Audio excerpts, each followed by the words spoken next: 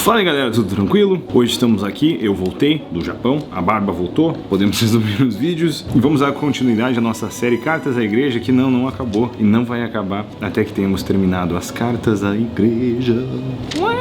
E sim, esse aqui que você tá vendo é o boné da Norinami, porque finalmente eu lancei a minha marca junto com os meus amigos e agora estamos fazendo as nossas camisetinhas, nossos bonés, nossas coisinhas, então fique de olho, eu vou deixar o link na descrição e vai continuar vindo coisa boa por aí. Depois falamos mais sobre as camisetas, hoje vamos falar sobre as cartas da igreja.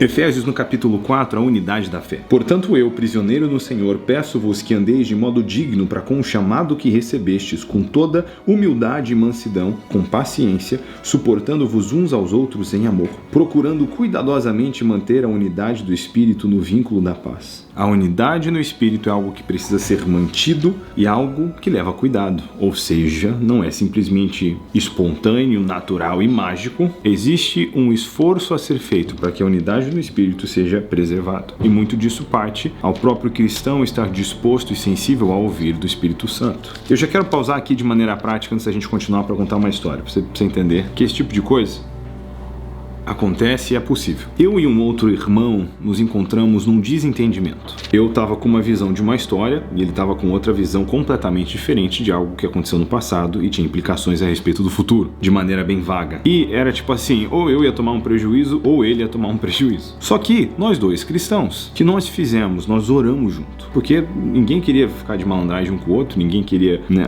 nós dois confiamos um no outro. Então nós oramos e pedimos ao Espírito Santo que nos ajudasse a chegar num lugar de unidade. Porque a gente estava, se nós dois estávamos lembrando da história cada um de um jeito, algum de nós estava errado, né? E a gente fez essa oração em toda sinceridade. Eu buscando sinceridade, ele também. E, interessantemente, o Espírito Santo de fato falou conosco. E nessa ocasião, né, o Espírito Santo falou com ele que ele não estava se lembrando certo das coisas e que realmente era a minha versão da história. Ele pediu perdão, se desprendeu e nós seguimos em frente. Agora, eu já fiz isso também, em vez que eu saí errado, onde eu percebi que era eu que não tinha razão.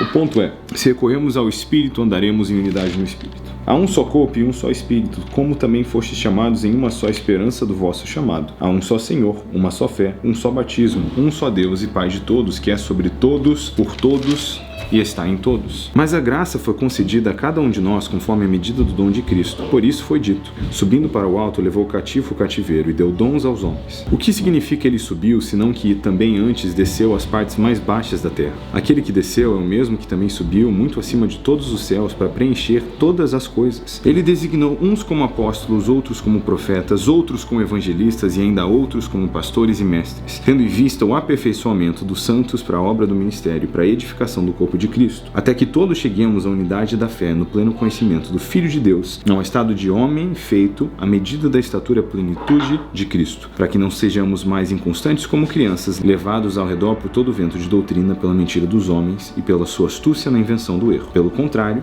seguindo a verdade em amor, cresçamos em tudo naquele que é a cabeça, Cristo. Nele, o corpo inteiro bem ajustado e ligado pelo auxílio de todas as juntas, segundo a correta atuação de cada parte, efetua o seu crescimento para a edificação de si mesmo no amor. Dois comentários aqui, voltando ao levar cativo ao cativeiro, né, o que isso quer dizer? E muita gente que coloca isso em referência cruzada com o que Pedrão diz, essa conversa de descer às profundezas, tomar cativo o cativeiro, né, muita gente conecta isso com a ideia de Pedro falando de Jesus pregando os espíritos em prisão. É basicamente a doutrina antiga da igreja primitiva, the harrowing of hell, Jesus raidando o inferno, chutando o pau da barraca do capeta, pregando aqueles que não tiveram chance de ouvir a pregação de outra maneira. Mas sobre os dons, e a partir do versículo 11 nós temos aqui algo interessante, talvez uma das passagens mais claras de eclesiologia da vida, natureza e o aspecto da igreja, e eu amo falar e ensinar sobre isso aqui. Nós vemos o motivo pelo qual existem essas funções dentro da igreja e para que a igreja,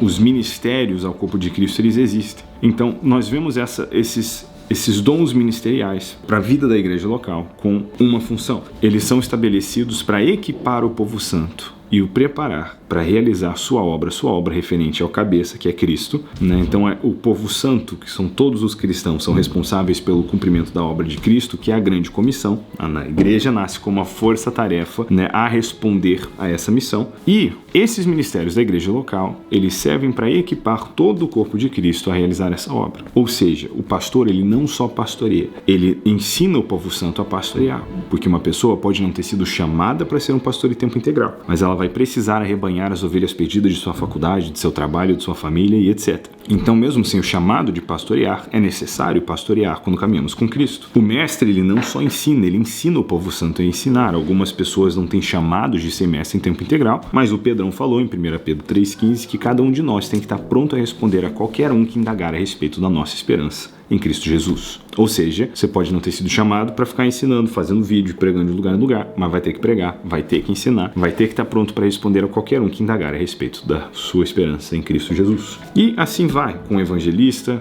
com o profeta, nós aprendemos com as pessoas que têm maior graça e facilidade de operar nessas coisas para que possamos reproduzir isso. Talvez sem a mesma graça ou facilidade, me uso como exemplo, eu não levo jeito. Eu vejo evangelistas, não é um dom que está presente na minha vida. Agora eu tenho um chamado, né, o mandamento do evangelismo. Então não interessa se eu sou um evangelista ou não, eu vou ter que evangelizar. Eu sou tímido, introvertido, para mim é difícil às vezes falar com estranhos, falar com as pessoas, mas eu faço mesmo assim, porque já não sou mais eu quem vive, Cristo vive em mim. Então, digo a respeito de um dom que não tenho, aprendo com o que tenho, tento reproduzir, para dizer que nós não temos desculpa quando a gente diz, eu não tenho facilidade.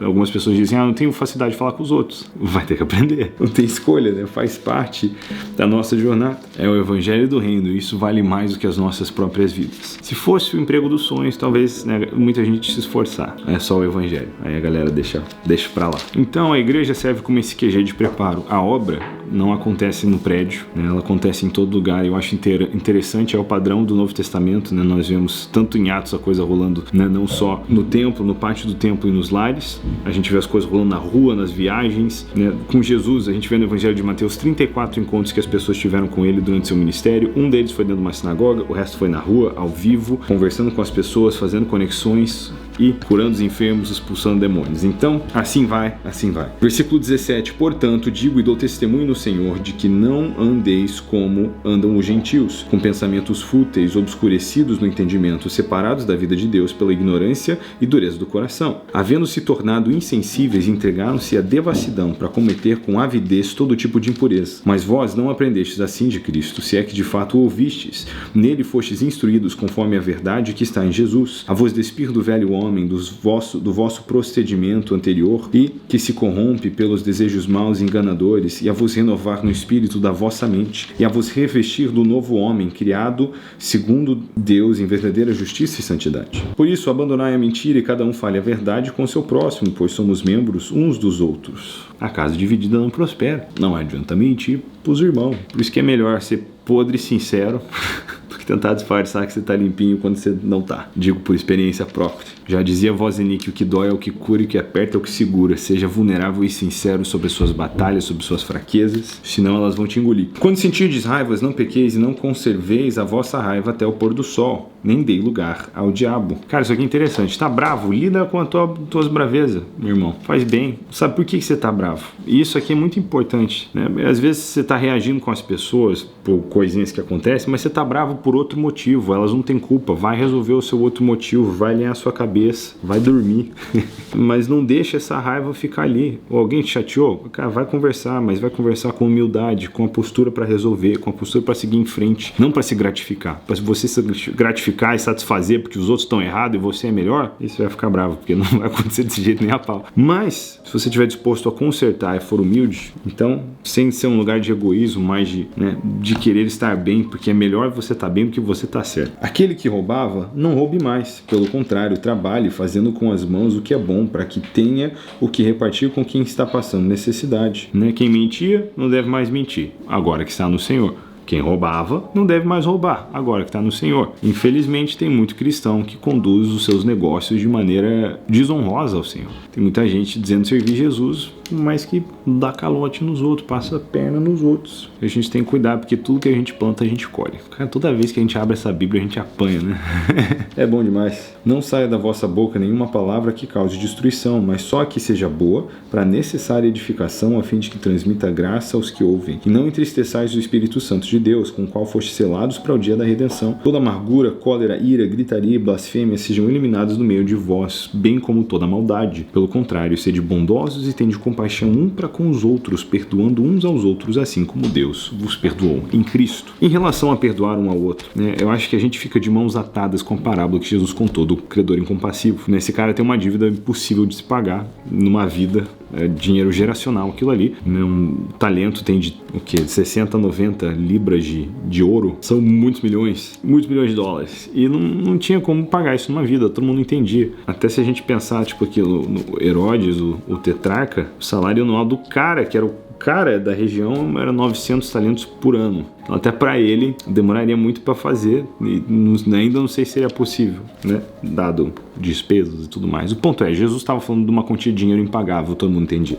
E aí esse cara é perdoado, essa dívida impagável, ele sai contra alguém que deve muito menos e joga o cara na prisão. Aí o senhor que perdoou a dívida giga enorme falou: irmão, como é que é? E aí obviamente ele pune esse cara, porque como que você é perdoado tão grande transgressão e condena quem te deve muito menos? E aí que a gente fica de mãos atadas. Porque como eu que fui perdoado sem merecer pela parte do Senhor, agora retenho o perdão aos outros. Será que eu me esqueço que o nosso Pai Celeste nos amou quando ainda éramos seus inimigos? E que por sua graça e misericórdia o seu perdão nos alcançou? Então, perdoa os irmãos. Sabe, eu e a Pri, a gente está morando nos Estados Unidos e a gente começou uma pequena comunidade da fé com americanos aqui. Eu digo americanos, mas tem gente do Paquistão, da Turquia, Venezuela.